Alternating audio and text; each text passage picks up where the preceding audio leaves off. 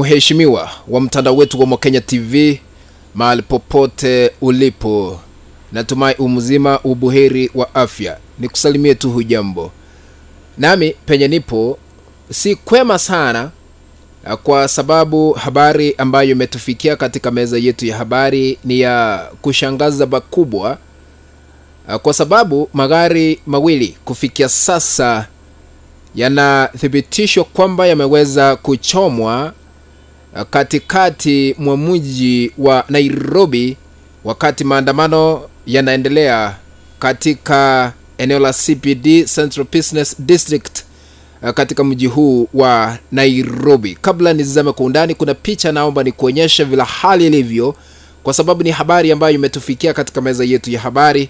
Naomba unapoendelea kutazama hii kanda, tukabidhi like, kuna alama ya kidole hapa chini, tukabidhi like, na ikiwa hauja subscribe na kukumbusha tu kaweze kusubscribe na sambazia wengine habari hii ili kujua kile ambacho kinaendelea katika taifa letu la Kenya.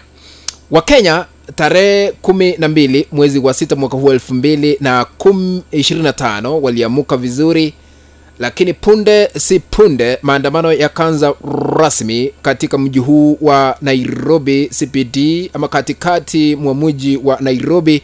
Baadhi ya vijana wa Gen Z wakiungana na Wakenya wengine katika maandamano kulalamikia kifo cha mwanablogu ambaye mshawishi mkubwa katika mitandao ya kijamii Albert Ojwang aliyeaga dunia. Sasa wakaanza kuandamana, lakini kulingana na ripoti ambazo tumepokezwa katika chumba chetu cha habari ni kwamba magari mawili vile mnavyoendelea kutazama hewani yameweza kuchomwa na vijana hawa wa Gen Z na Wakenya wengine wakiendelea kulalamika na kuimba nyimbo za kumuomba naibu inspector general wa polisi humu nchini Eliud Lagat kujiuzulu kwa kudaiwa kuhusika katika kukamatwa kwa mwenda zake Albert Ojwang.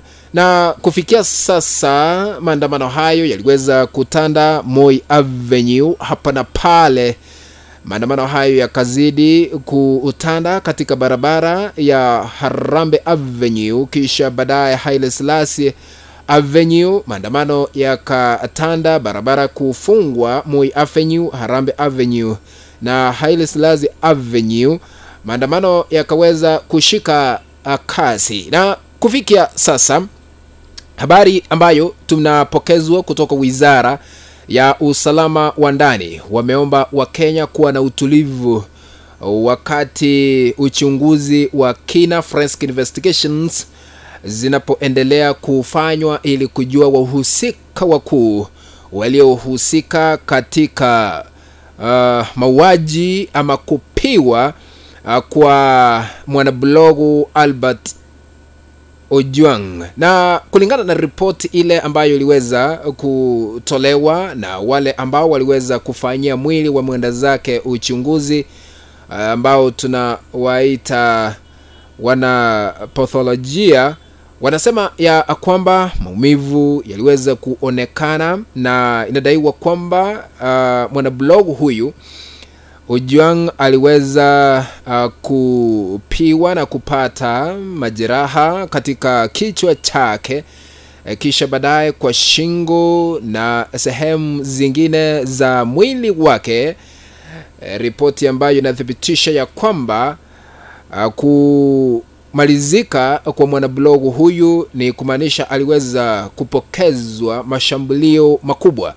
Lakini na vile tuliweza kudhibitishiwa ni kwamba kupitia Inspector General wa Police Douglas Kanja, anasema ya kwamba uchunguzi unaendelea na wahusika wote wanaenda kuchukuliwa hatua kali ya kisheria, kwa sababu sheria na katiba iliyopitishwa na Wakenya na sheria ambayo inakinga na kuhakikisha kwamba maisha ya binadamu yanaweza kushughulikiwa vilivyo pasipo uliwa ama kutolewa uhai kwa binadamu yeyote yule ambaye anadaiwa kuukosa. Na kuna ripoti ama uchanganuzi ambao nitaufanya, ambao nimeweza kupata tena kupitia gazeti lingine hapa ambalo linatufahamisha kwamba mwenda zake Albert Ojwang inadaiwa kwamba aliweza kuteswa kwa masaa 3 mfululizo katika msitu mmoja. Hayo yote naenda kuyaangazia hapo baadaye, lakini kufikia sasa magari mawili yameweza kuchomwa. Lakini tunapoendelea kushuhudia haya, ninaomba tu tukaweze kudumisha amani, umoja katika taifa letu la Kenya, kwa sababu hatuna Kenya nyingine ila tu tuko na hii Kenya ambayo tunamoishi, kwa sababu kuna uwezekano wale ambao ni wenye magari haya ambayo yameweza kuchomwa sio wahusika.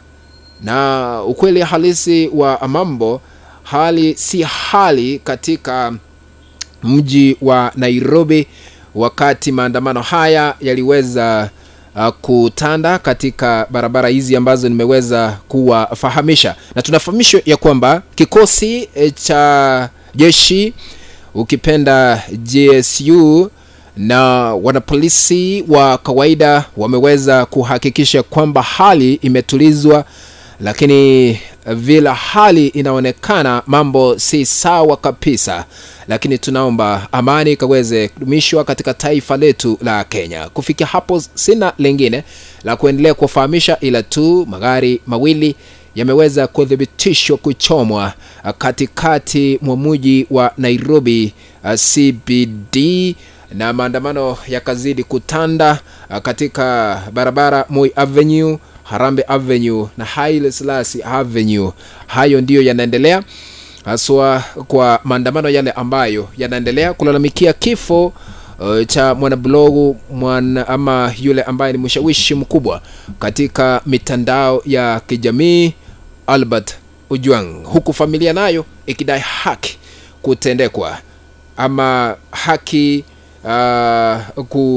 kutendwa kwa familia hiyo. Ni jambo ambalo liliweza kusababisha Wizara ya Usalama wa Ndani kupitia Waziri Murkomen kufika katika bunge la Seneti ili kueleza peupe ni kipi ambacho anakijua kuhusiana na madai ya kuuliwa kwa mwanablogu Albert Ojwang. Lakini na Douglas Kanja ambaye ni Inspector General wa polisi, naye alipokuwa katika Seneti aliweza kudhibitisha ya kwamba mhusika ama yeyote ambaye atadaiwa kuhusika kwa mauaji ya mwanablogu ama mshawishi huyu kwa katika mitandao anaenda kuchukuliwa sheria ama hatua kali ya kisheria kuhakikisha kuna uwazi katika familia ile ya Albert Ojwang ambayo inaendelea kutiririkwa na machozi, huku wakilia kwa sababu walikuwa na mtoto mmoja ambaye ni wa kipekee ambaye anadaiwa kuuliwa. Lakini sasa sisi kile ambacho tunaomba ni Mungu aweze kushuka ili kushughulikia Wakenya wote kwa ujumla. Napomaliza hii kanda nashindwa kuendelea kwa sababu ni machozi ambayo tunaendelea kushuhudia katika taifa letu la Kenya. Tudumishe amani na tuwe na umoja na upendo, kwa sababu hii ni Kenya ambayo tuko nayo, uchunguzi unapoendelea kufanywa hapa na pale. Asanteni sana, sambaza hii kanda kwa 1 ama 2 3 katika mtandao wa WhatsApp na hata katika mtandao ule mwingine ili tuendelee kujulisha wengi tena zaidi. Na ikumbuke kwamba ripoti ya kamati ama ripoti of the Committee on Finance Bill iliweza kuwa tabled katika bunge la kitaifa, na bajeti ya mwaka 2025 mwaka 2026 nayo imeweza kutangazwa ama kusomwa katika bunge la kitaifa kupitia waziri wa hela hazina kuu ambaye ni John Mbadi, ambaye aliweza kutolewa katika chama cha ODM na kukabidhiwa kazi katika serikali ya Rais William Ruto. Tukutane in the next video. Bye bye for now, ladies and gentlemen.